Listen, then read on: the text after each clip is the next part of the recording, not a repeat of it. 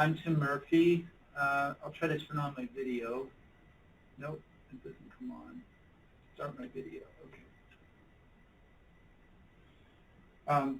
Welcome back to the second set of lightning talks.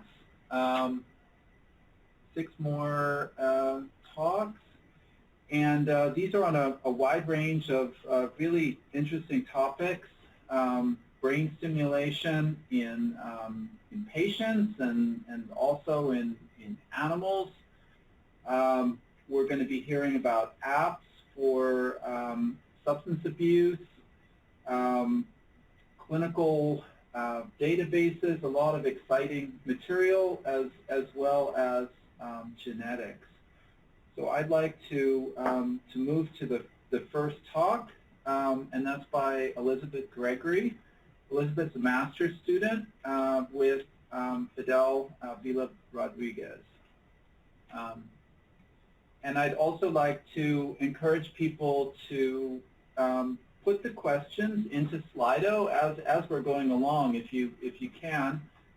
It would be great to have really an excess of questions here, and people could also follow up via email afterwards. So this is really our only link to make this an interactive event, is through these questions. So thank you, and go ahead, Elizabeth, please. Thanks, Tim. My project looks... Oh, we can't hear you. Oh, is that working now? Yep. Okay, great. Thanks. So my project looks at whether RTMS can treat cognitive dysfunction in patients with treatment-resistant depression. So major depressive disorder affects more than 300 million people globally, but about 30 to 50% of patients don't respond to first-line interventions, so meeting the criteria for treatment-resistant depression, or TRD. Now, repetitive transcranial magnetic stimulation, or RTMS, is a non-invasive neurostimulation therapy and effective for patients with TRD. So it works through electromagnetic induction, which can either stimulate or inhibit neuronal firing depending on the frequency. And the left dorsolateral prefrontal cortex, or the DLPFC, which is pictured here, is a common target for patients with TRD. So the left DLPFC is a node of the central executive network, which is a key brain network involved in cognitive processes and also known to be hypoactive in depression. Now, cognitive impairment is a core symptom of major depressive disorder and more frequent and severe in TRD populations. However, we don't yet really have effective treatments for this symptom. However, preliminary evidence does suggest that RTMS to the left DLPFC can not only treat depressive symptoms, but also benefit cognition, basically through this mechanism, which is sort of roughly outlined in this image. The problem, though, is that research investigating this so far hasn't looked at whether these benefits are persistent or simply due to known transient cognitive benefits of RTMS. So my project sought to determine whether a therapeutic course of RTMS to the left dorsolateral prefrontal cortex would be associated with significant and persistent cognitive gains. So we had a sample of TRD patients which were enrolled in the 3D clinical trial where 6 weeks of excitatory RTMS was delivered daily to the left DLPFC.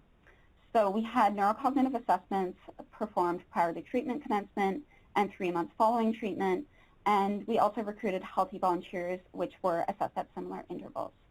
So we looked at whether changes in our patients' performance would be significantly different from changes in control performance. So if patients improved more than controls, we could say that there were effects directly related to the RTMS rather than just effects of repeated testing. So we found that there were learning effects in both groups. So both groups did improve at the second time point, and you can see that by sort of the black lines, the increase in slope.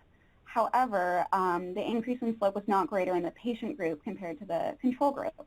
So we can say that there's no effect of RTMS treatment on cognition at 3 months post-treatment. So the only improvements we saw were attributable to practice effects rather than RTMS itself. So it does not result in persistent changes in cognitive function. However, we do know that there's transient effects on cognition with rTMS. So we're not quite tapping into whatever mechanism we need to make these changes be long-lasting and meaningful for patients. So a couple of future avenues to explore. Firstly, would pairing rTMS with behavioral interventions be an effective method? So behavioral interventions that would increase neuroplasticity and potentially potentiate these effects. So this could be a regimen of cognitive training or physical exercise plans, both of which are known to increase neuroplasticity and induce greater, more meaningful changes with rTMS. Alternatively, maintenance treatment could be explored. So this is something that's used for mood symptoms, such as with pharmacological interventions. We'll continue treating patients to ensure that the improvements last. So this could also be a potential mechanism to ensure that the cognitive changes also last in our patients. So that is it for me. Thank you so much for your time, and I look forward to your questions at the end. Okay, thank you, Elizabeth. We're now going to move on to Laura Lavanti, and she's a second-year psychiatry resident working with Kristen Schutz. Well, thank you. And thank you again for letting me talk this morning. So I think we can all agree that over the last decade, the opioid-related overdose crisis has been one of the most significant and detrimental public health challenges that we have faced in recent times. And I think with the consequences of this epidemic have significantly become more detrimental with the onset of the COVID-19 pandemic. And on top of that, the effects of the contaminated drug supply that we have here in BC. So I think now more than ever, there's been ongoing interest in terms of identifying novel harm reduction strategies that aim to minimize not just the negative consequences associated with opioid use, but also prevent more accidental overdose-related deaths.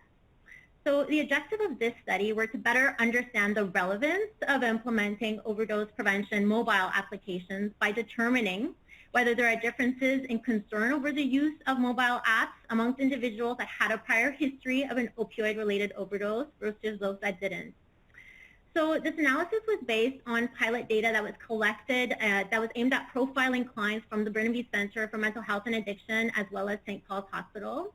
We included data from patients that were treated at Burnaby Center that were at least 19 years of age, proficient in English, were stable on their medications in the months prior to study entry, and were capable of providing informed consent. So we collected data on a variety of different demographic information, including socioeconomic status, mental health diagnoses, substance use history, medications, cognitive status, and questionnaires. But more particularly, with regards to the mobile technology survey, we were interested in assessing patients' level of use to access and interest in future options of mobile health technologies. And so we asked them a few questions with yes/no answers, and we also used a 7-point scale. So some of the preliminary stats that we did use chi-square analysis. So in terms of our patient population, we had 129 individuals that had a prior history of overdose and 80 that did not. We had similar distributions in terms of both gender and race amongst both groups, and we saw a slightly decreased age amongst individuals that had an overdose, but a similar age range. The majority of our subjects had completed high school and were currently unemployed. We're also interested in looking at the distribution and the types of substances that were used by our study participants. And here on this graph, you can see individuals with a history of overdose shown in black versus the white bars that show individuals with no history of overdose. And you can see that in terms of alcohol and cannabis, there are similar proportions of individuals that report using them. We do see increased opioid and stimulant use amongst individuals that had a history of overdose, and it seems like overall, stimulants are the most commonly used substance amongst these individuals. So coming now to technology literacy, we had similar proportions of individuals that reported being familiar with smartphones and applications. And we had slightly decreased, although not statistically significant, a proportion of individuals having had a history of overdose that reported having access to either smartphone or internet at home. And we also saw slightly more increased proportion of individuals having had an overdose, reporting having concerns with technology in terms of their healthcare management. So our preliminary conclusions are that it seems like the majority of participants have access to technology devices at home. There are some limitations in availability as well as acceptance of use of technology in this population that have concurrent disorders, but it seems to be independent from having had a previous overdose. So this suggests that it's likely feasible to develop and integrate technology-based assessments and interventions in this high-risk population. So now the next steps, we're working on characterizing the predictors of mobile technology use, and to better understand what individuals we could target that are most at risk of overdosing. And I think we also need to look at other outcomes other than just overdose prevention that could be targeted through these apps, and again, how to implement these different technological programs. And then eventually having an RCT to see if they actually relate to clinically relevant outcomes. So thank you very much. Okay, thank you, Laura. So let's now move on to Shauna Narayan. Shauna's a master's student in experimental medicine with David Keeley. Hi, everyone. I hope you've been enjoying today as much as I have. My presentation focuses on ethnic minorities' recommendations for e-mental health resources based on the CRETA study. My definition of e-mental health involves using programs, websites, videos, applications, or devices developed from technology to support your mental well-being. E-mental health shows considerable promise for expanding access to healthcare as patients are not limited by location or time of day. While evidence-based e-mental health approaches are applicable and available for the general population, there is limited research on e-mental health strategies for ethnic minorities.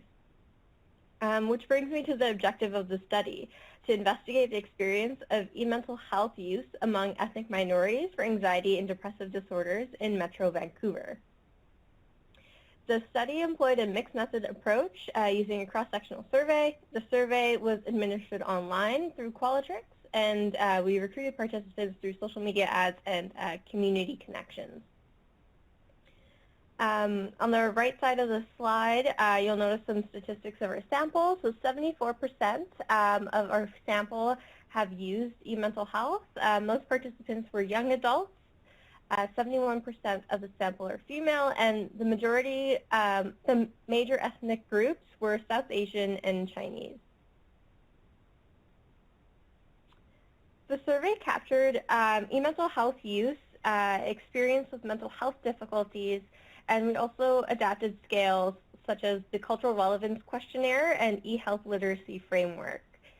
We assessed their PHQ scores to screen for depression and anxiety symptoms as well. This graph showcases the results from the Cultural Relevance Questionnaire. So it's important to note that most participants disagreed that the resource that they used for online mental health services and treatments and programs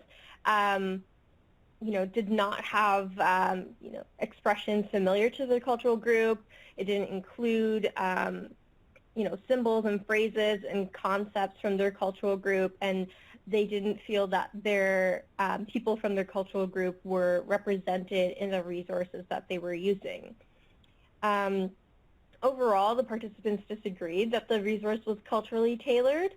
However, participants agreed that the resource was available in their preferred language, and I'm happy to talk about some thoughts about that later on.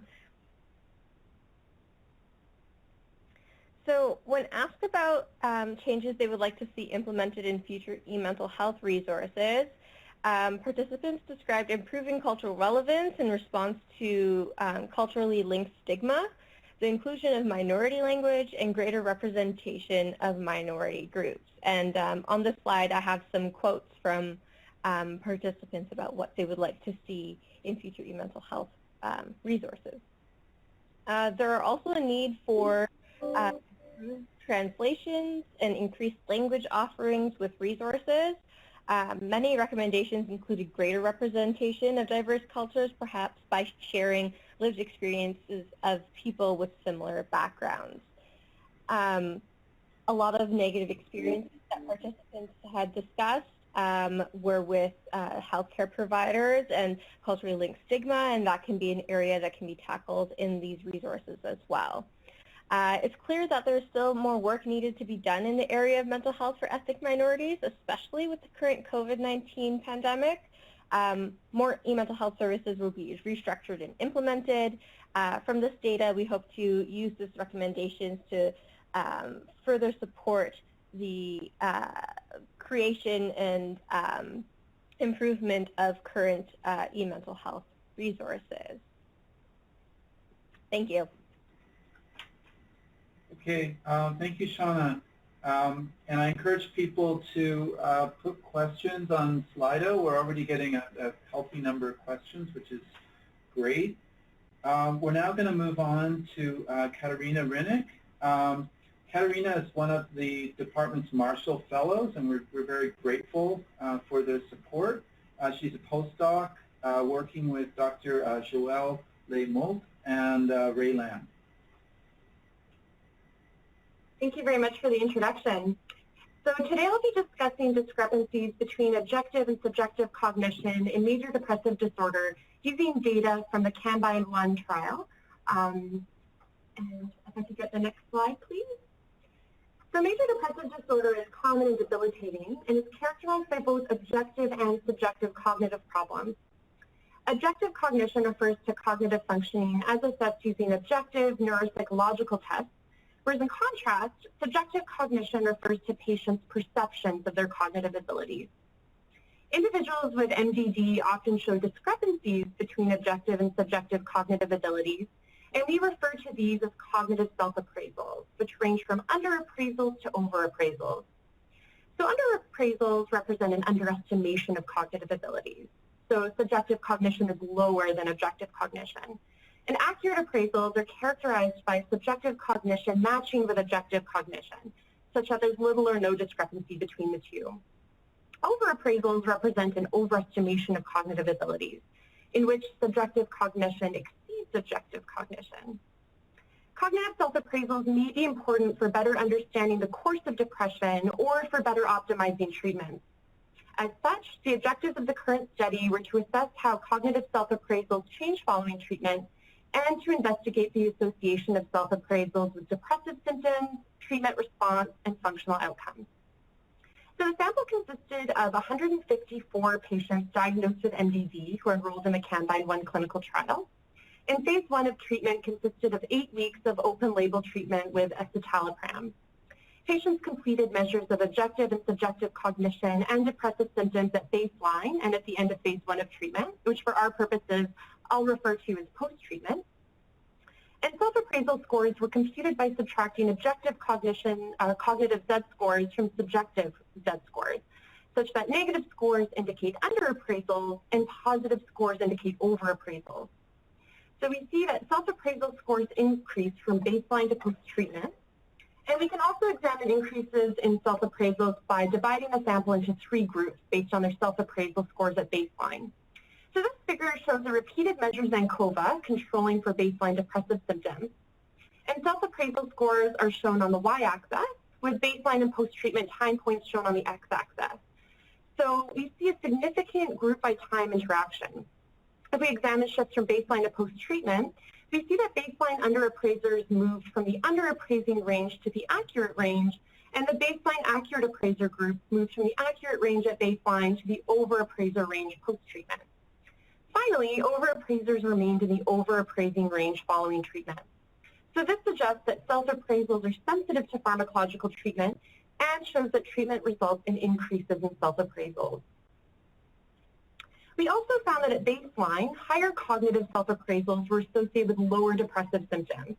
So this suggests that underappraisals are more typical of individuals with more severe depressive symptoms. However, baseline self-appraisal scores did not predict treatment response in terms of post-treatment depressive symptoms. In contrast, we did find significant differences in treatment responders and non-responders in their post-treatment self-appraisal scores. While there were no differences at baseline, treatment responders of entire self-appraisals at post-treatment.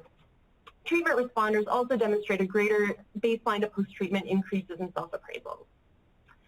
Partial correlations controlling for changes in depressive symptoms similarly indicated that increases in self-appraisal scores were associated with decreases in problems with productivity at work and increases in quality of life. So altogether, findings indicate that cognitive self-appraisals increase alongside treatment-related improvements in depressive symptoms and functioning and are a compelling construct for better understanding MDD-related impairments and recovery. Thank you very much for your attention. And I also want to thank the Combine investigator team and acknowledge my funding from the Marshall Fellowship Program. Okay, thank you, Katerina. We're now moving on to Rob Stowe, and Rob is a clinical professor. He's not actually training with anyone. He's been around for a while and does this very interesting kind of detective work on difficult neuropsychiatric cases. Rob. Thanks, Tim.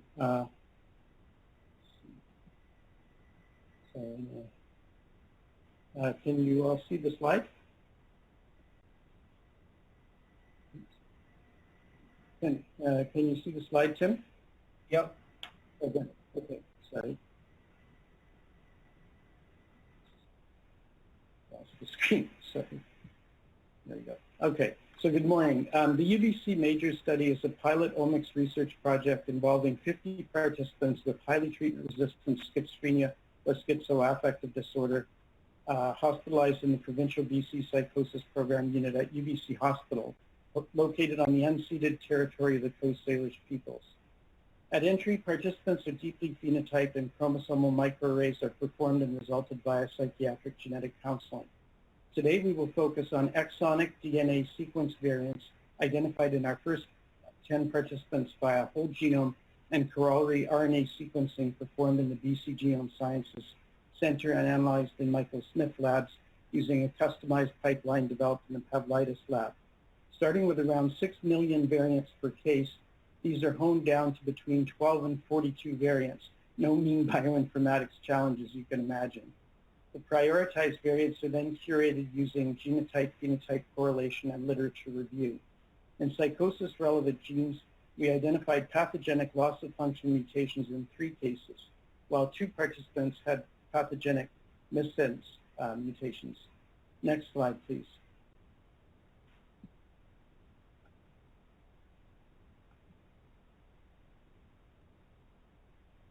This slide from our poster provides an overview of the 10 cases.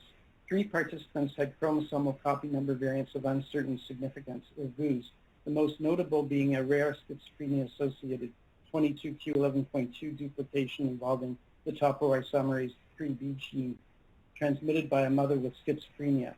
This participant also happens to be a carrier for a pathogenic mutation in the recessive Wilson's disease gene ATP7B, explaining his low ceruloplasmin level. Next slide, please.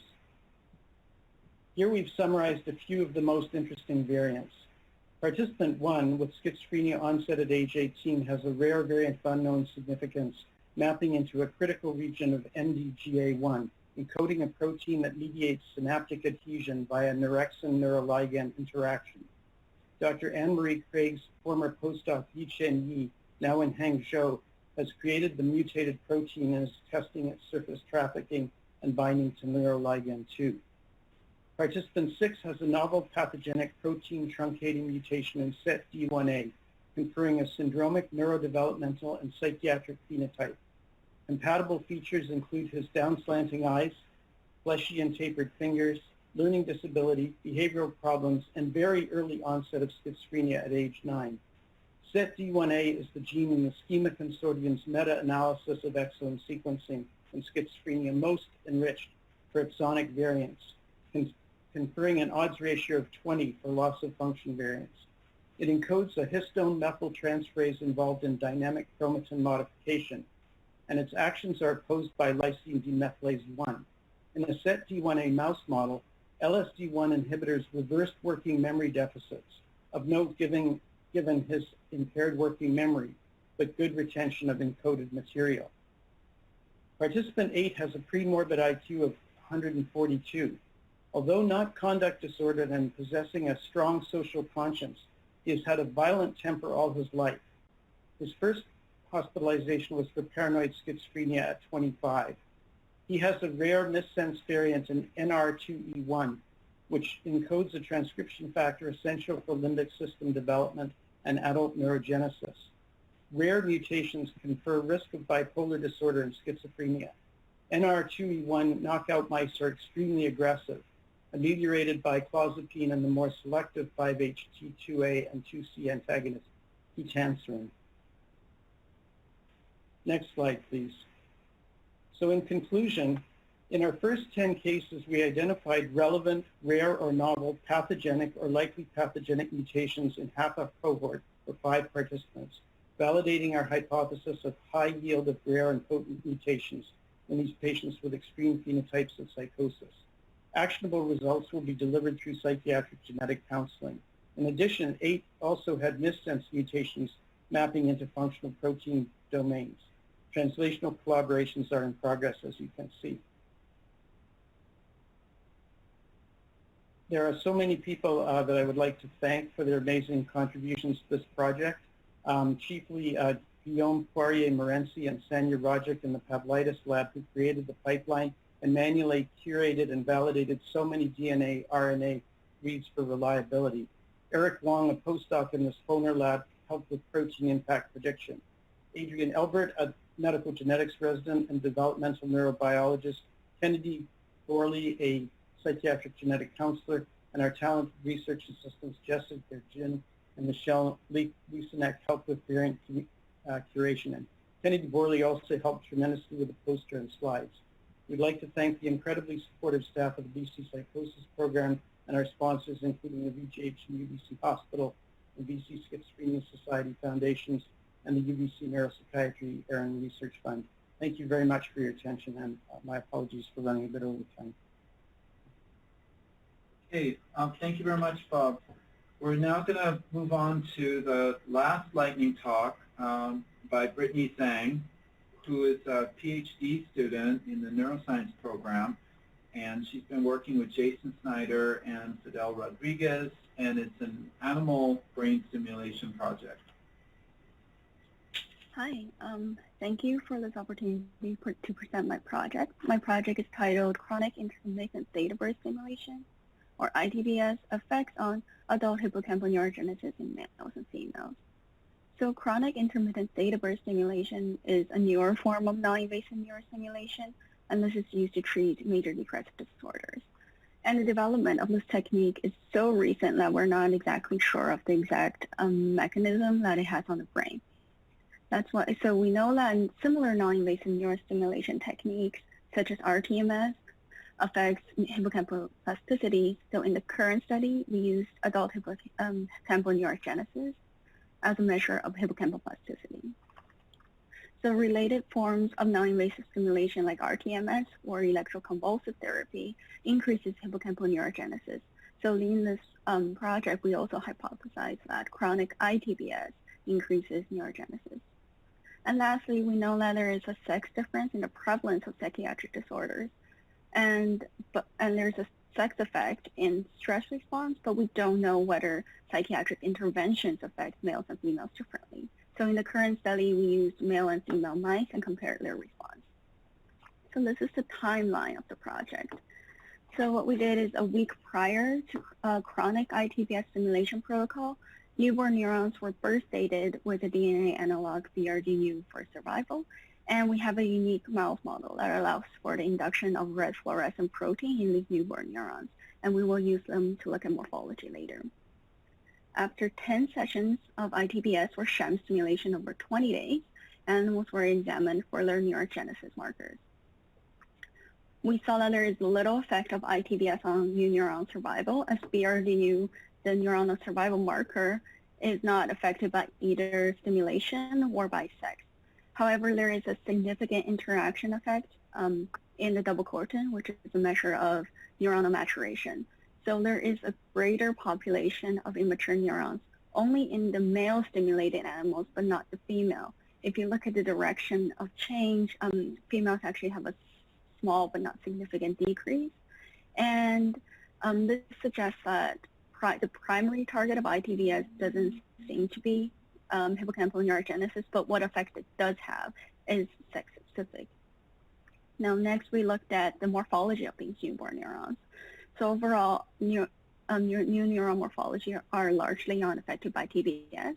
There are several measures of morphology, but here are the two that I would like to highlight. So first of all, ITVS decreased the spine density of newborn neurons. Because we're stimulating them at an excitatory frequency, it's likely that these neurons are modulating their spines to receive less excitatory input to prevent neurotoxicity.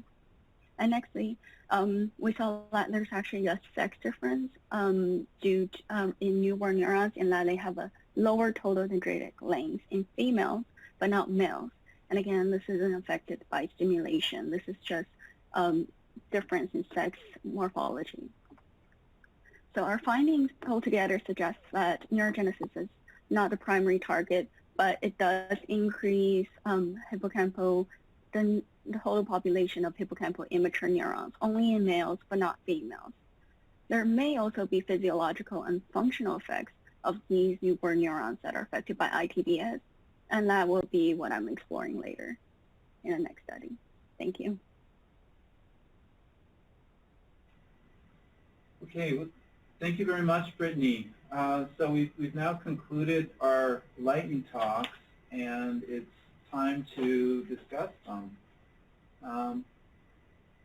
So let's see. I'll just go up to the top. So the first question we have, well, I should first say thank you to all the speakers. Really, most people stayed on time. It was, I think we've got a good amount of time for discussion, at least 13 minutes. And I think that we've only had, originally we selected 12 lightning talks, but there were many, many more that we would have liked to have had presented. So I encourage people to go to the poster gallery. And those posters, I think, will be up for a few days. Okay, so for the first question from Todd Woodward, this is for Elizabeth, the first talk. How do you localize the TMS on the left dorsolateral prefrontal cortex? Do you use a structural MRI in this targeting? Thanks for the question, Todd. So in this particular study, we had used the BMF3 method. So this doesn't use MRI. It actually is basically just an equation based on head measurements, which estimates the DLPFC location. And it's shown to be fairly accurate, but not as good as neuronavigation methods. So currently, our lab is using neuronavigation, so based on structural MRI, and we locate the anatomical location of the DLPFC. There is some newer research, though, that has been using neuronavigation based on functional MRI. So there's a recent paper by Balterston and colleagues, which was published just this year in Nature Protocols. So I'd recommend checking that out if you're interested in localizing target protein simulation.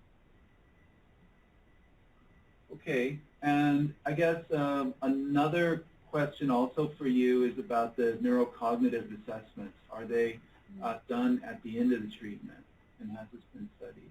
Yeah, so this study we only assessed 3 months post-treatment because the sort of overwhelming majority of studies that had looked at cognitive effects with RTMS had assessed either within a day of the last treatment or within a week. So we wanted to see more long-term. But yeah, most studies have looked at the short-term. We unfortunately didn't. It would have been ideal to have, right after treatment done at 3 months. But a review paper by Serafini and colleagues, which was published in 2015, reviews RTMS with using, for patients with depression. And you can check out papers which have assessed after treatment there. Okay, thank you. So now I guess we'll move on to a question from Rob Tarswell, and this one I believe is for Katerina, and it's I had the same question. Could you tell us a bit more about the tool used to assess subjective cognitive status? Absolutely.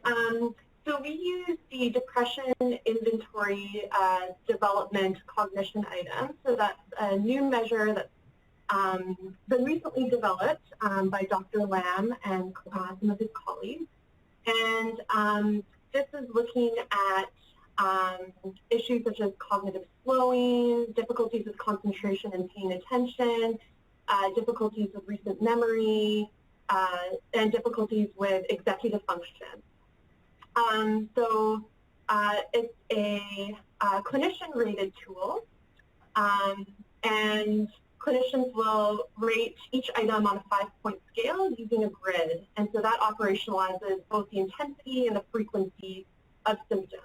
So patients can receive scores between 0 and 16, with 16 being indicative of more severe cognitive issues.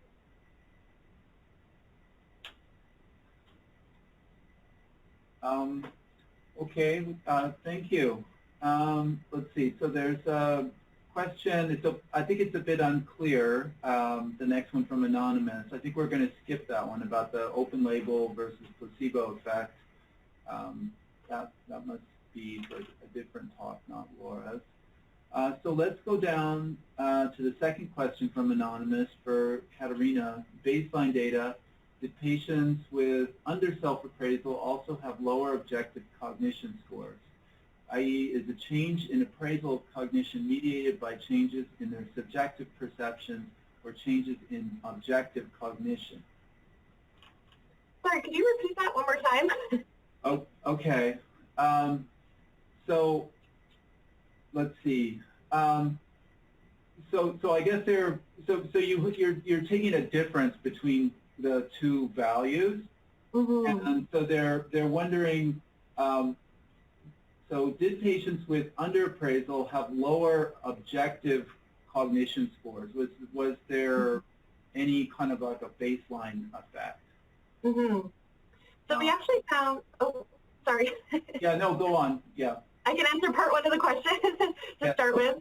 So we actually found that the individuals who were under appraisers actually had higher objective cognitive scores. So we looked at that, both their overall cognitive scores and their executive functioning scores. And in both cases, they actually were the group that had the highest. And we think that that might be, what that might be telling us is that individuals who have greater executive functioning, greater overall cognitive abilities, might actually be more sensitive to any cognitive impairments, cognitive slowing that they're experiencing. So that might be part of why we see even a greater subjective report of the issues that they're having. Okay, and then I guess the second part, I think you in part addressed it. So that is the change of appraisal of cognition mediated by changes in subjective perceptions or changes in objective cognition. Right. So when we looked at kind of pre-post treatment changes in both objective and subjective cognition, we saw that objective cognition didn't significantly change across treatment, whereas subjective cognition increased from pre to post treatment alongside the increase in self-appraisals. So it seems like this change is really driven by patients' perception that their cognitive abilities have improved. Okay, thank you. Let's see, so the next question is for Laura, and this is about concurrent disorders, confounding factors when using the mobile app, including type and severity of mental health issues, I guess concurrent depression, psychosis, and other issues that I guess could complicate the analysis. And will this be taken into consideration? Yeah, so I think that's a really good point. At this stage, we have not included any kind of potential confounders, including both kind of these mental health related difficulties, but even extending to physical disabilities like not having full function of your hands or fingers to use a mobile app. So I think definitely something that we will be keeping in mind in terms of future analyses and the feasibility in real life of applying these, definitely something that we'll have to consider. So thank you. Okay. So what's available currently, like if somebody goes to the App Store, is there something available to help people with substance abuse, or like an online coach, or what would the app look like? So right now, just with regards to our data, we are not specifically talking just about an app, but there are some apps that are already available. Earlier this year, the Lifeguard app came out in DC, which basically is an app intended to signal help in case of an overdose. So basically, a user will activate the app, and then they can ingest their substances, and then there'll be an alarm about 50 seconds later. And if the user doesn't deactivate it, after 75 seconds, it will call 911 and call over paramedics to help in the preface of likely overdose. So I know that exists, and I know in the US they actually have quite a few other apps. There's one I saw where they're actually trying to use the smartphone physically applied against the user and to kind of determine respiratory rate and heart rate to see if vitals are going down, which would be suggestive of an overdose. And then other things that are also being developed are, for example, apps that will be signaled by somebody witnessing an overdose to call over somebody that has access to an naloxone kit in order to come and administer it. So those are kind of the things that are already out there. So I think right now with our group, we're more just interested in looking at how applicable and feasible it is in terms of kind of the downtown east side and for the health type population. And then going from there, seeing, not just mobile applications, but if there's portals and other things that we can use that are based on technology. Okay. There's a few questions for Brittany, which I'll just kind of summarize. Let's see, from Sophia, wondering about changes in the dendrites and the spines elsewhere in brain, I guess outside of the hippocampus. We're looking only at newborn neurons, so our model only labels for newborn neurons, so we can't actually see changes in other areas of the brain or neurons in the hippocampus born at other times, but that's a good question. So one could imagine that you could even Golgi stain your cells and then look at the non-newborn cells in other regions kind of control. Yeah. We can look at other types of cells, and another goal is to look at different time points to see whether neurons of a certain age is more susceptible or responsive to neurostimulation. Okay. Let's see. There's also a question about clinical implications for this sex-specific effect on neurogenesis. To you, Brittany. We don't actually see any difference in male or female response to ITBS clinically, I believe. And this effect, I feel like it's more general and mild. So we know that in humans, neurogenesis isn't that prominent, but the development is over a longer period of time. So development of newborn neurons are more important in humans than I think in mice particularly, and the fact that ITBS has a development, I think it suggests that there might be a difference in mechanism, I think, for ITBS, but ultimately it's not affecting the response of male or female patients to this treatment. Okay. I just want to get in a question for Shauna, and this is from anonymous person, and they say very important work. Can you tell us about any, I guess, kind of recommendations, sort of global things that the participants made that could help clinicians in kind of better tailoring their messages to meet, I guess, these sort of needs across different ethnic groups. Thanks for your question. Yeah, I think a lot of the participants had described having shared or lived experiences from different cultural groups, and also not, there hasn't been enough outreach or promotional or advertisements about the types of e-mental health services available. So a lot of the participants had no idea about some of these e-mental health services, and there's very limited, cultural, there's very limited culturally tailored resources and services like that. They also talked about accessibility and usability. So, for example, for like apps, making sure that it is accessible, that there are translations available, that it's easy to use, and also looking into different populations. So, for example, one participant mentioned that while their parents are immigrants, their experiences with the healthcare system are a little different, and they have different challenges that affect their mental health, and they wanted some more resources available for, maybe second generation individuals in Canada. So those are some suggestions that have come out in regards to like specific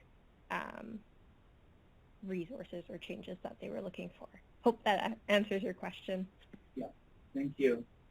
And I guess there's one last question. We'll maybe go a minute or two over time. We'll have time to make up during the gallery. This one is for Katerina, and it's from Lynn. So she's talking about pharmacological open-label treatments on improved self-appraisal. And she's just wondering, how is this interpreted given the potential for participant bias?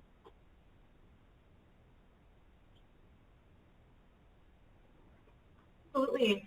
So because it was an open label treatment, we don't have a control group. So that's something that I think would be really important for future research to look at, is looking at differences, whether, we might see a placebo effect with self-appraisal,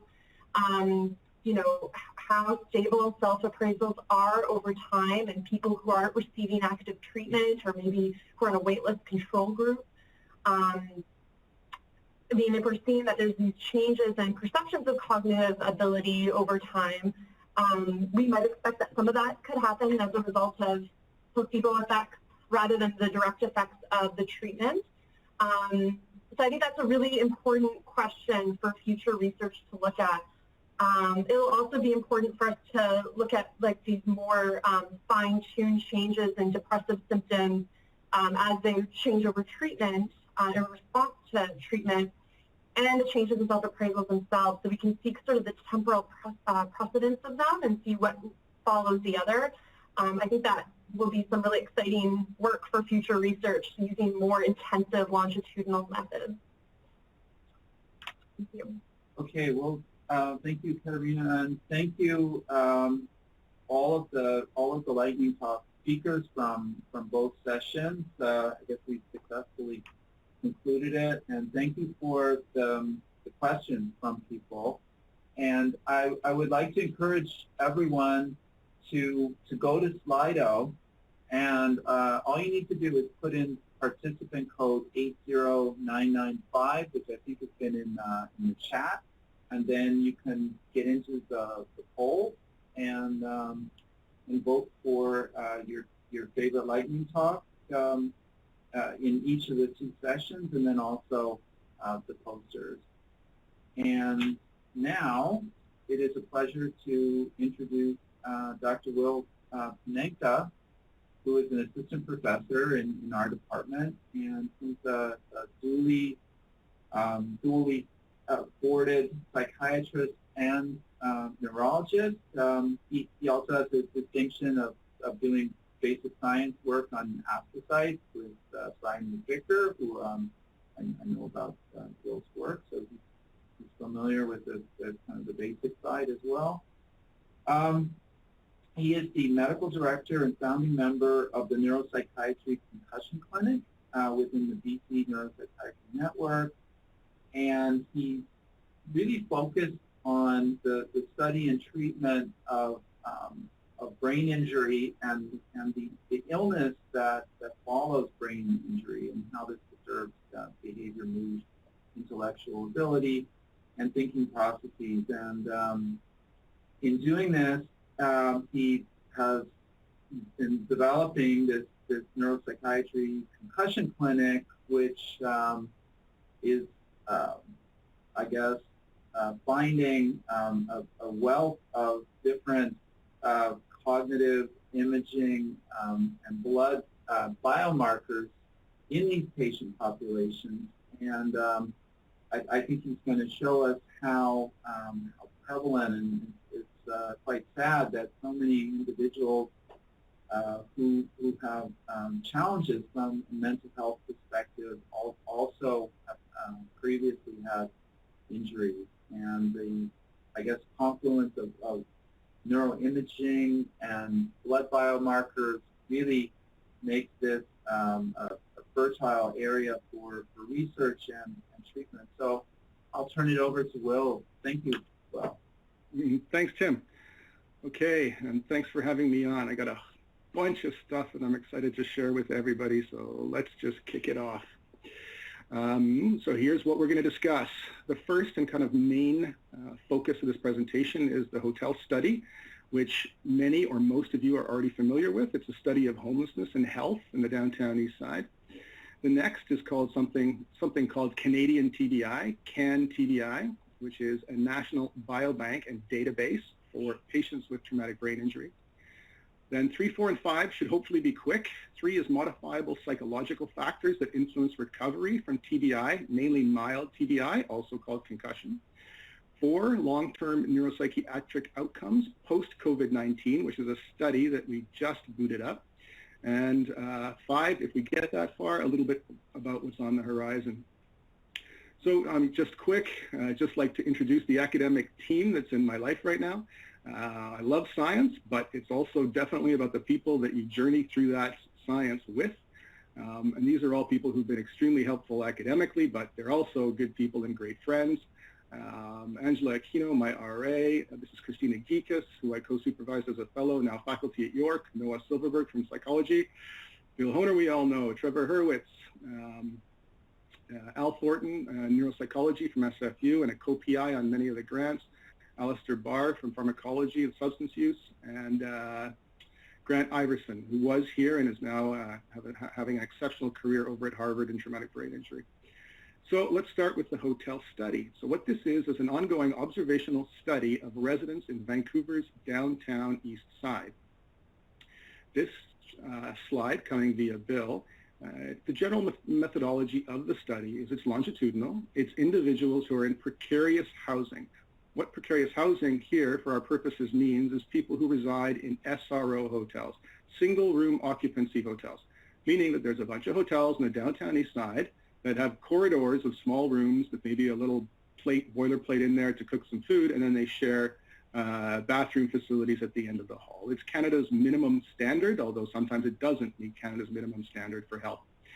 This is a heat map. I don't know if you can see my cursor or not, but right in the middle of this is St. Paul's Hospital. And these are the neurological visits to St. Paul's Hospital from 2008 to 2013. And as you can see, much of the neurology here comes from the downtown east side. Well, if that's bad, this is substance use. As you can see, blue over here where I live, or most of downtown, very, very little, and it's all concentrated here. Makes you wonder whether or not St. Paul should move, into here. This is mental health, exactly the same thing. A sea of red in an otherwise sea of blue. So just quickly, a little bit on the demographics. I'll just touch on this because we have a lot to go through, but it's a young cohort, age 44. Going down here, ethnicity, whites are overrepresented compared to Vancouver, as are Aboriginal, Asian and mixed other races less, and about 60% have not completed high school. As far as what they look like from a psychiatric perspective, well, they almost all smoke. Stimulant use is next with cocaine and or methamphetamine, 80%, opiates, 40%, alcohol, 20%, psychotic illness, so 1/2, diagnosed with a psychotic illness. And then let's just move down, down, down. Seizures, 10% of these people, HIV in 20%, hepatitis C in 70%. So the point here is it's a highly multimorbid population. So in all that sea of multimorbidity, the hypothesis is this, that traumatic brain injury may represent an underreported, frequent, and disproportionately functionally impairing event in homeless and precariously housed persons. So let's start with the definition of traumatic brain injury. And for the subsequent slides, at least the first few, here's how we captured it. Have you ever had a serious head or face injury with a follow-up question of loss of consciousness, confusion, or memory loss? This is a very standard confusion memory loss definition of traumatic brain injury. 62% of the cohorts respond in the affirmative. Mild, sometimes also synonymous with concussion, is loss of consciousness for less than 30 minutes, or PTA, post-traumatic amnesia, for less than 24 hours. 81% of the 62% are mild. Moderate severe injuries, which are clearly functionally impairing, loss of consciousness for more than 30, and confusion memory loss for more than 24 hours. And this is 19% of the injuries. And lastly is something we're calling MRI TBI, when a neuroradiologist looked at these scans and they see areas of the brain missing from trauma. Okay, so the first part of the approach here is first define the problem. And so this guy down here, this is Jake Stubbs, my excellent PhD, now Vanier award-winning student, who set up to do a meta-analysis here on the topic and just scour the literature that was out there. This was picked up by Lancet Public Health, and then after that drew an enormous amount of media, CTV, CDC, and then even The Guardian in England. And so what did he find? Well, that there are relatively few studies. The lifetime prevalence is high, and the TBI is associated with a variety of poor outcomes.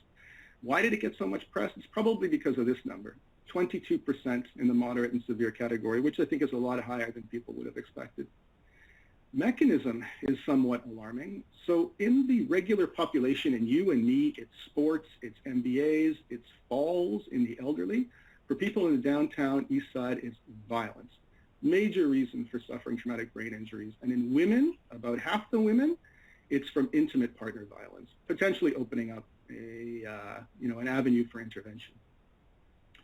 So we do brain scans at the start of the study and then every few years afterwards, and they also show some very surprising things, including here traumatic brain injury. So all these arrows point to holes in the brain. This is called encephalomalacia.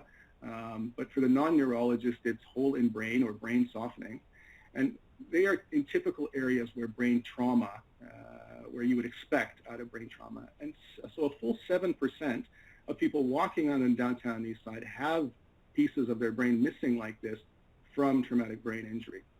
What we've done is mapped these areas of injury, and as you see here in green, it goes green to yellow. So green are areas where we saw one brain injured. To yellow where multiple brains show common areas of injury. And it is kind of what we expect. It's mainly in the frontal temporal lobes, and this is a very common because these areas are just generally more vulnerable to TBI no matter where you get hit. These lobes, they're around the bony protuberances like the cribriform plate, the middle fossa. They smash against the front of the skull. Hence, they're more prone to damage no matter where you get hit on the skull. And this anatomy is what makes TBI a neuropsychiatric illness. The areas of your brain that are responsible for motor and sensory are not these ones, which is why you see problems with thinking, memory, and personality issues far more commonly than you see problems with hemisensory or hemiplegic type of issues. So this is just, again, that graph showing those areas. Now, is it just those areas that are injured? No. So what this is here, the center panel, is a diffusion tensor imaging of these same people here that had lesions compared to very well-matched controls. Same thing here. So this is gray matter volume loss in various lobes on the right, and in the center, this is white matter, integrity decrease. And as you can see, you're not just getting problems or in the injured areas. It becomes global with time. You get global dropout. So in this gray matter, we excluded the lobes that were injured and just looked at the other ones, and so it's all over the brain. Jake has taken this a little further now. And so what you see, this is all severities of traumatic brain injury now. So not just the ones where we saw MR, it's just all severities picked up from the history on the chart. And so the green line up here, this is age-related atrophy in the general population as quantified by our imaging pipelines on an open access data set that Jake downloaded. The orange here is our participants. So you can see there's a marked slope divergence, and that slope divergence gets worse with age. As far as what seem to be most associated out of all of those factors that we've studied, it's traumatic brain injury and alcohol use that cause the steeper decline, and they do seem to interact. Does it mean anything? Well, especially we haven't found a signal for cognition with mild injuries, but for moderate and severe injuries, long-term, it's a much different cognitive trajectory. So this is the HVLT, verbal memory scores with time. So this isn't time locked to the time of injury. This is like they've had a previous injury in life, and then when we started following them, and it's a different cognitive trajectory if you have a history of moderate and severe traumatic brain injury. This we've just basically almost had accepted is the overlap between traumatic brain injury and onset of homelessness. So blue here are mild injuries like concussions, red are more severe injuries, and especially the red overlap very closely. So this is lifetime history of when you had the severe injury and when you were homeless, and it overlaps almost identically to the onset of homelessness. And what we've also found is the closer these two lines are together, the longer the duration of homelessness. So the closer the TBI occurs to the onset of homelessness, the longer you spend homeless, and severity seems to be associated with homelessness. What does this mean? Well, it could mean that you get a traumatic brain injury, you lowers your reserves, you're less able to maintain your housing because of a number of consequences, cognitive consequences from the traumatic brain injury. Or it could be, as you see, many of them are just after after they become homeless. And this could represent the environment where you're new to the downtown east side, you don't know how to protect yourself, and it can be violent, and so you're apt to get injured.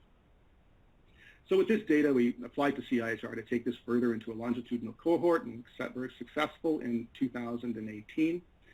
This here represents a timeline of everyone in hotel. They enter and they're given monthly evaluations, and another one, others yearly, along with MRI.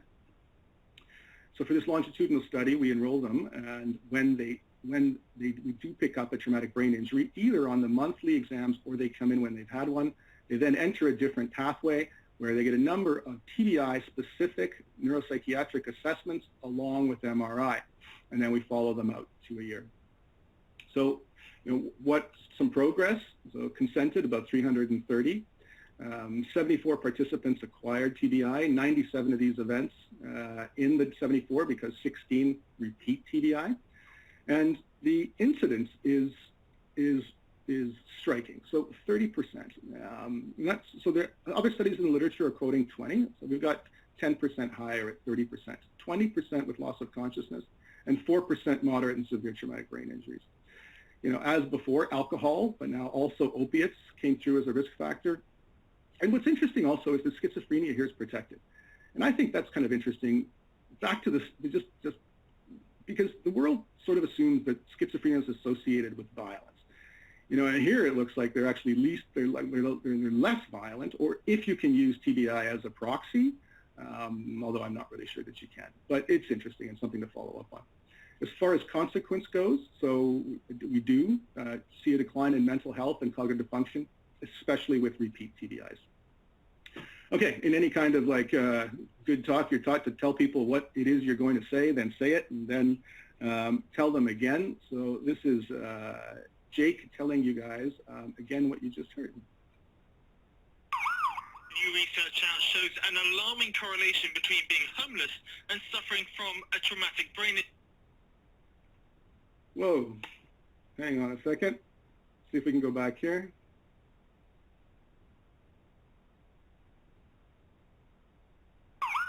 New research out shows an alarming correlation between being homeless and suffering from a traumatic brain injury or TBI, with those living without accommodation over 50% more likely to have received one.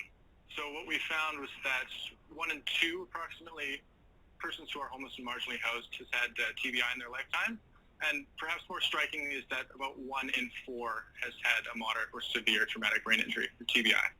The UBC-led research analysed various different case studies of head injuries in 6 different countries, including Canada, dating back over 20 years. The results show homeless individuals are 10 times more likely to suffer a TBI than the general population, with violence often being the main factor involved.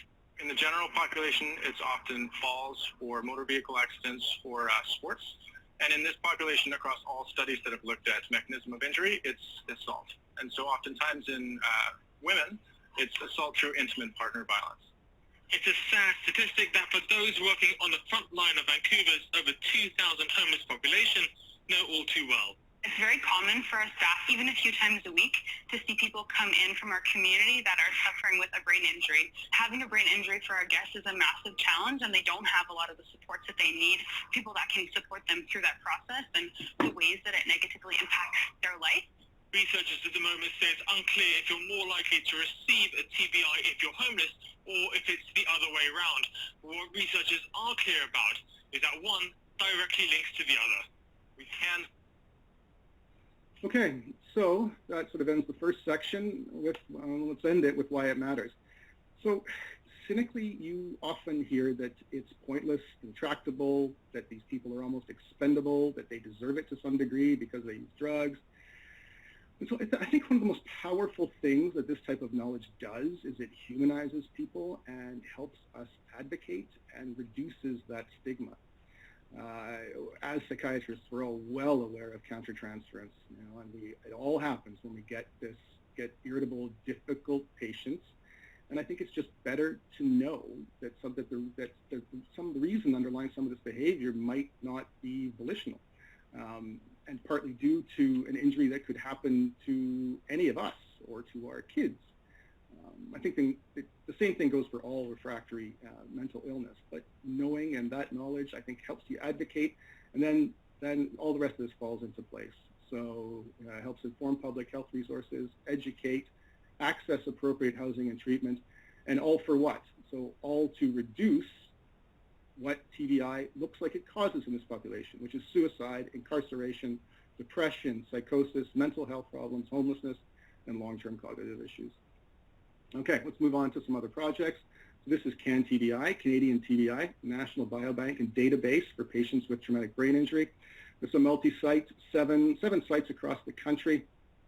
And here in BC, collecting data from kids and adults, so all ages, out of the ICUs and wards at Children's and at BGH. We just finished the collection.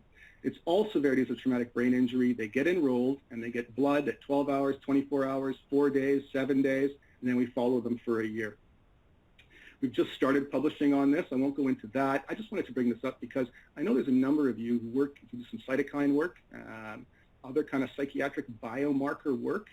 And so we've got blood, post-traumatic blood on 400 people that I'd be happy to look at collaborating anybody with.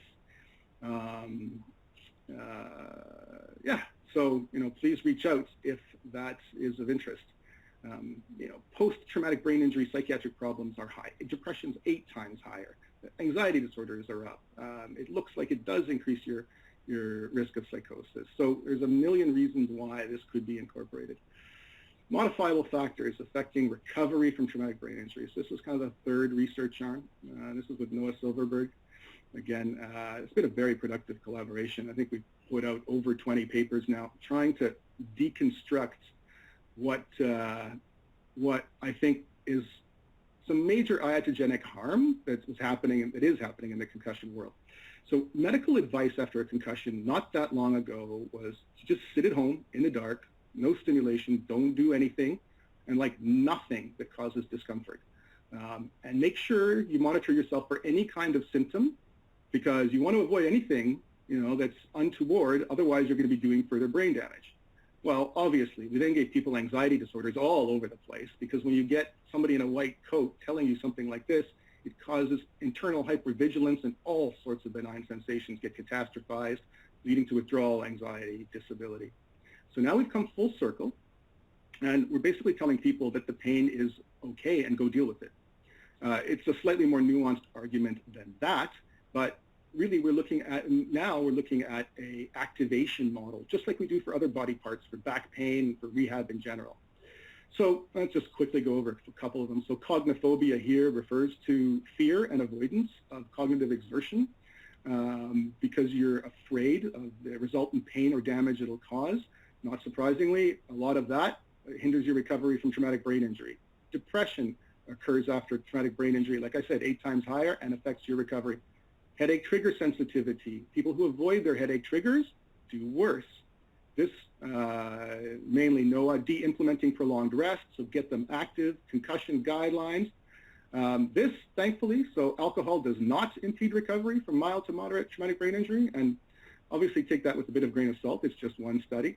And here is the practice point. So antidepressants for depression after concussion and traumatic brain injury are still best practice. It's a debate. We're getting into the literature. After some meta-analysis showing that they didn't work, absolutely antidepressants should be prescribed after, if you see a depression post-concussion. Now, you do need to modify what you use with moderate and severe TBI because of seizure thresholds and other things. There's no modification needed for concussion whatsoever. And in fact, many of the SSRIs and SNRIs are also good headache agents. So there's actually really good reason to use them, even if your depression is almost subsyndromal. Okay, what about COVID? History of coronaviruses. They've been around for at least 5,000 years or so. Some of the recent beta coronaviruses, Middle Eastern Respiratory Syndrome. This was 2012, 2,500 people infected, 33% of them dead. SARS-CoV-1, so this is SARS-CoV-2. So SARS-CoV-1 was 2002 to 2004, 8,500 cases, 11% case fatality rate. Behaved similarly to SARS-CoV-2, and at less than 1% of people under 25 died, over 55% of people over 65. So, does it infect the brain? Well, we don't really know. It looks like, at least in rare isolated cases, it does. What makes you think that? So loss of smell may be an early sign of viral invasion into the CNS, but see this neurology article from about a month ago, where it actually argues that it's just the olfactory clefts and not the brain that are being infected and clogged. We have seen virus in the CSF. There are isolated encephalitis and meningitis cases, and the ACE receptor is in the brain. There's also precedent. So the Spanish flu of 1918 caused a Parkinson's syndrome 2 or 3 decades later. H1N1 is likely neurotrophic for the substantia nigra. And HSV now is being investigated as a causal determinant of Alzheimer's, with 2 NIH trials underway looking at antivirals as anti-dementia agents. So what are the complications of SARS-CoV-2? Well, essentially everything. So, and here's the one problem I see with this. You know, they curtailed all of our research and told us that essentially if the highest priority was to research COVID, and if you weren't doing that, then either go on holidays, shut it down, or, you know, just wait until you can. And so, you know, consequently, me included in this, everybody shifted their focus to COVID. So everybody from podiatrists to vets, right? We're doing COVID research. And we're all aware that studies are generally published as long as that p-value goes under 0.05. So now you've got 100,000 studies coming from all sorts of areas that didn't have a priori real reason to believe COVID would even be involved. 5% of them are going to be type 1 error, 100,000 studies. You can imagine how many studies are out there right now, plus the publication bias with publishing positive and not negative of how long it's going to take to disentangle all of this. Here's just some quick reassuring things before we get to the data. This is the COVID situation in BC right now. There are 0 kids, or anybody under 20, who've ever been in the ICU in our province. And only 10 have been to hospital. And that bar is a little less. Kid comes in with COVID and respiratory issues, they're more likely to get admitted. 0 people. So this is why the back to school data actually looks, reasonably good. The average age of death is 85 in the province, 87 in our health authority. This is the ICU bed situation. At most, we filled 70 ICU beds because of COVID. Now we're down to 20. This is what the ICU sees. So this is, I couldn't get this any bigger or better because I just had a friend of mine text this morning. But this is the ICU dashboard looking at how many critical care beds are available at any one time in the province, because they will disperse people with COVID if things get bad. And this number here, so there's 680 level 1 ventilators in the province. Level 1 is the ICU type of ventilators. It's not the ones you can go home with. It's the proper one. So 680. We're currently using 129. There are 415 free. At most, we got to about 70 ventilator beds. So did we come close to capacity of our ventilators? No, not at all. That said, you don't want to, because what it would take to use all of these is a lot of manpower too. And I think that it actually calls for anything over 600 for psychiatrists to start manning the ventilators, which is probably not a good idea. So here are our CIHR, we applied to CIHR this round for some long-term COVID outcome studies. We recruited 40 people with severe COVID infection out of the ICU. We plan to do outcome assessments at 3, 6, and 12 months, along with MRI, PET, and blood. So really quick preliminary data. These are axial MR scans. This is a DWI scan showing some, it's hard to see, but showing some ischemia here in this arrow with a T2 flare sequence showing a hyperintensity, basically looking at stroke. Now, we couldn't get MRs acutely because they didn't want to transport people down to the MR because of infection risks while they were in hospital. So this is really the only patient that we've gotten, and it shouldn't be taken. It's just it just verifies. It's some of the literature around increased risk of stroke. We've seen it too. Preliminary blood data, so GFAP, glial fibrillary acidic protein, is significantly higher in COVID patients as compared to ICU controls with other respiratory illness. Multiple brain biomarkers, so significant correlations with delirium.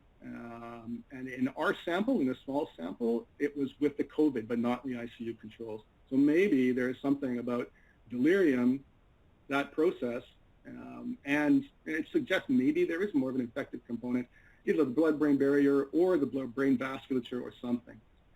On the horizon, a couple of studies that were funded by CIHR that I'm just a co-investigator on. We're going to be doing a few-year study on outcomes from anoxic brain injury.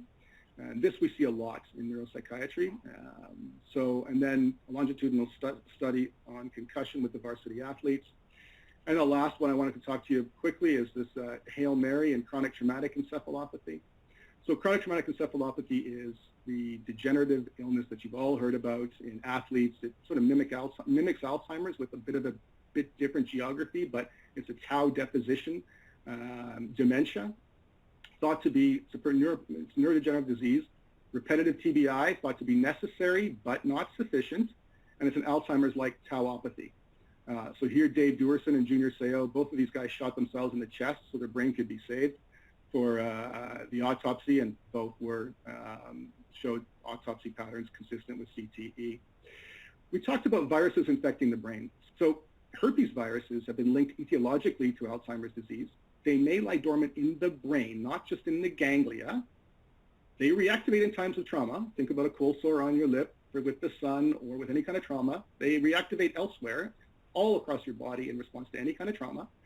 And they infect, when you get a herpes encephalitis, it infects parts of the brain that are essentially identical to what you see in chronic traumatic encephalopathy, which is here your medial temporal lobe involvement and some brainstem involvement that you're seeing here by the PET studies. So is it possible that this virus, which is also dormant in your brain, potentially, in athletes especially, because they're immunosuppressed because of their steroids, they are immunosuppressed because of a high level of physical exercise,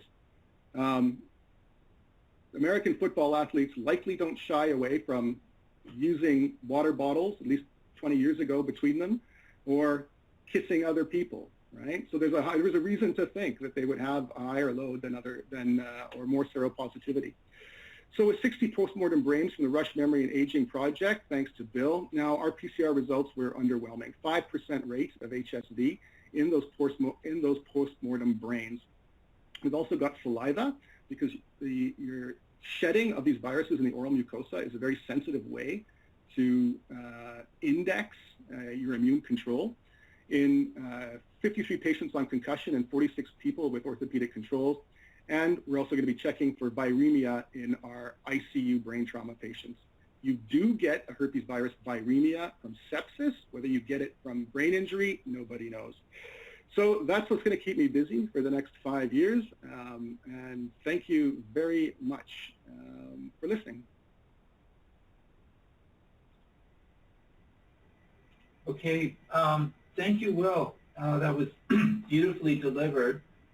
So many different areas of, I guess, complementary research. So we've got time to address some questions. And I guess I'll go to the first one on Slido from Rob. Let's see. Oh, no, I'll go to Sophia's. Will, what are the treatment options to prevent deterioration in the TBI group in your sample? Whoa, so that depends which sample, Sophia. Yeah, you got a lot of samples. Yeah, there's a lot of samples. The hotel one, Will. So which one? Sorry? The hotel one. Oh, the hotel ones. Okay, so that's a range of different severities. So right now the treatment for concussion is a combination of education, behavioral therapy, and pharmacotherapy. So as we said, it's advice. So starting from the real basics, as we talked about, not advocating for the isolation and instead looking at an activation model.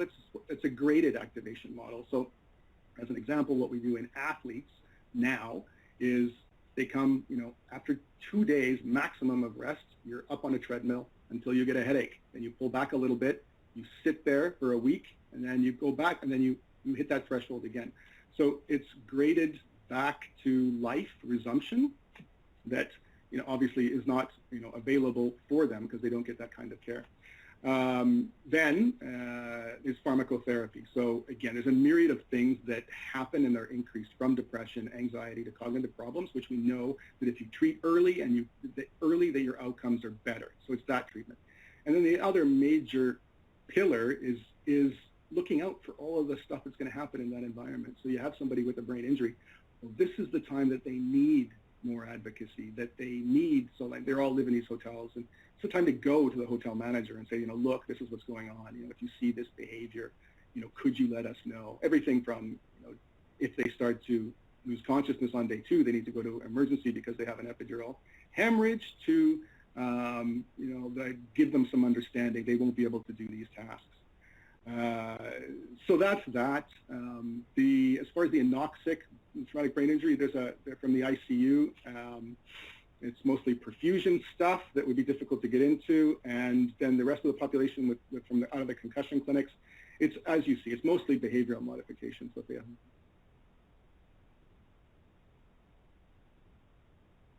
Okay, well, thank you, Will. So there's a question from Rob Tarswell. Interesting finding of 7% encephalomalacia in your MRI sample.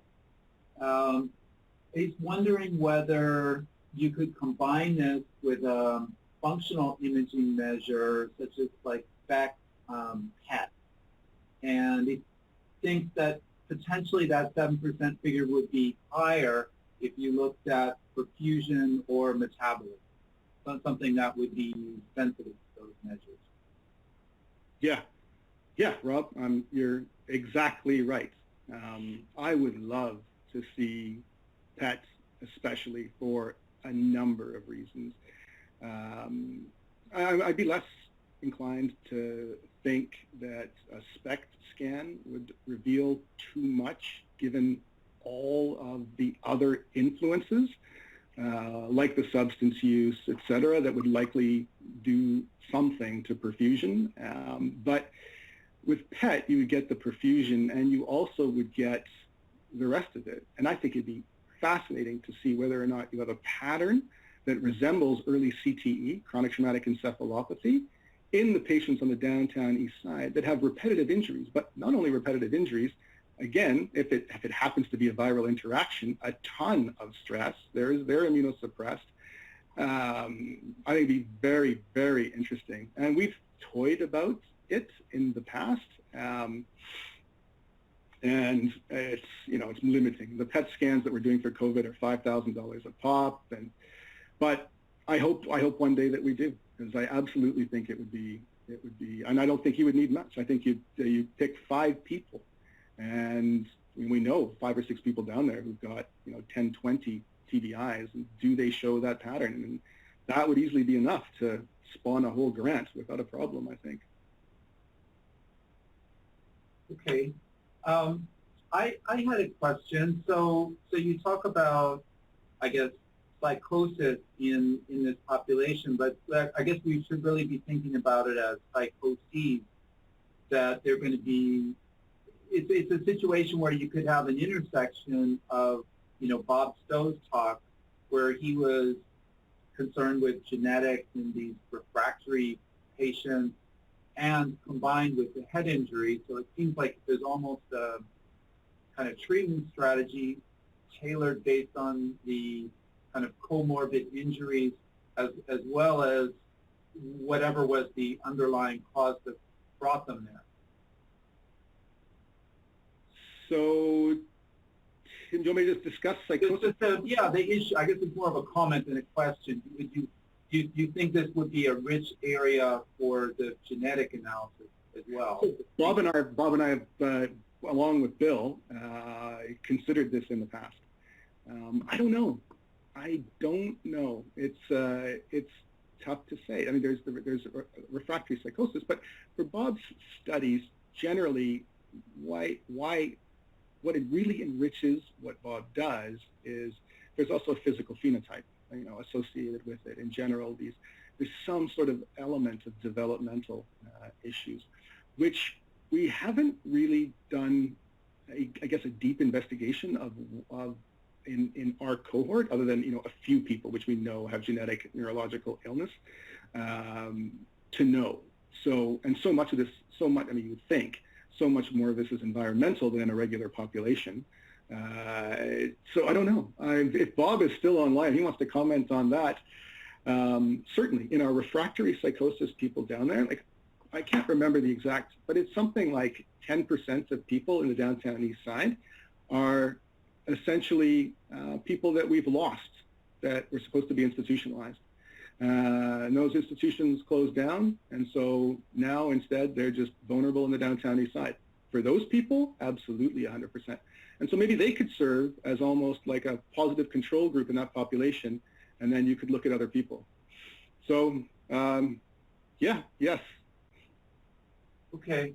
So, Bob, unfortunately, he's online, but he doesn't have a microphone. That's okay. But, we're on the same department.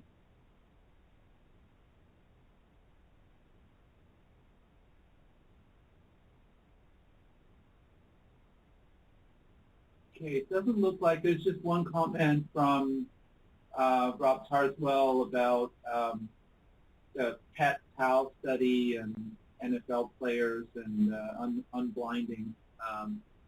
It's kind of unusual. And I guess, this kind of, the press sort of jumping to conclusions that, most football players, they're going to end up with CTE. Yeah, so he's right. Especially Grant Iverson, the guy who I introduced last. He's made his whole career out of the last couple of years debunking a lot of the CTE mania almost. This is a really long discussion, but what happened is people saw these brain changes and it was assumed that all of this is probably due to trauma, but more than that, that every psychiatric issue that any of them had was conclusively and solely because of those tau deposits that they were seeing, which is nonsense. I mean, depression and anxiety are such heterogeneous conditions, and that to try to pin it, and especially in people undergoing major life changes, from athletes to joining regular life under a ton of stress, etc. And so that's being deconstructed. There was something called chronic traumatic encephalopathy syndrome, which you could basically diagnose almost anybody with a hint of depression 2 years after even playing football. So that's going away. But what is staying is that for whether this is just tau deposition the same way you see in Alzheimer's, or whether it's really something different or whatnot, you are seeing young athletes with this, for sure, that are showing signs. So there is something there, but like anything, the pendulum's going to swing one way, it's going to swing the other way, and there's people with equally bright and equally good information on both sides of the issue. Okay, it looks like there aren't any more questions on the Q&A.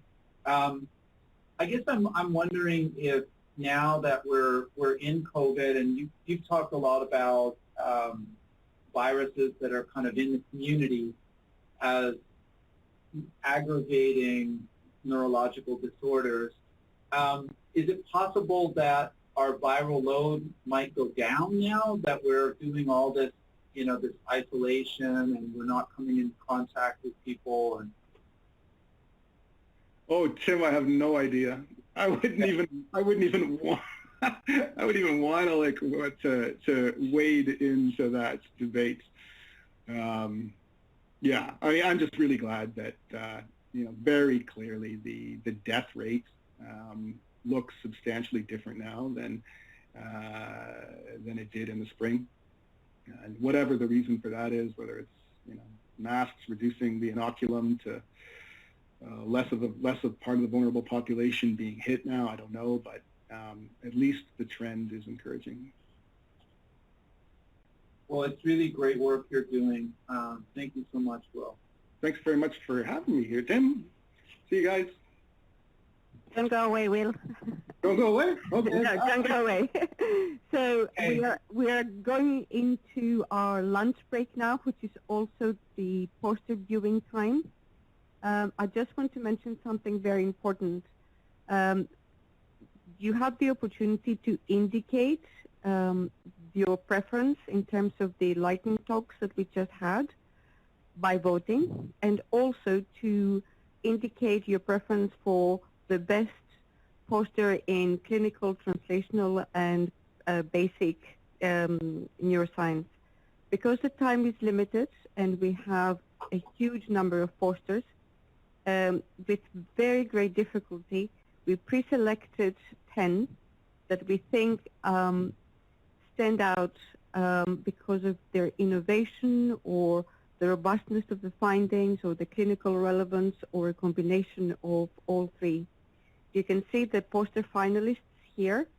Please go to Slido and vote for your preference. I want to emphasize that voting will end at 1 o'clock, and you definitely do not want your preferred talk or poster to miss out because you didn't vote for it. So we'll let you enjoy the posters, and we will be back at 1 o'clock for our last two sessions. Bye for now.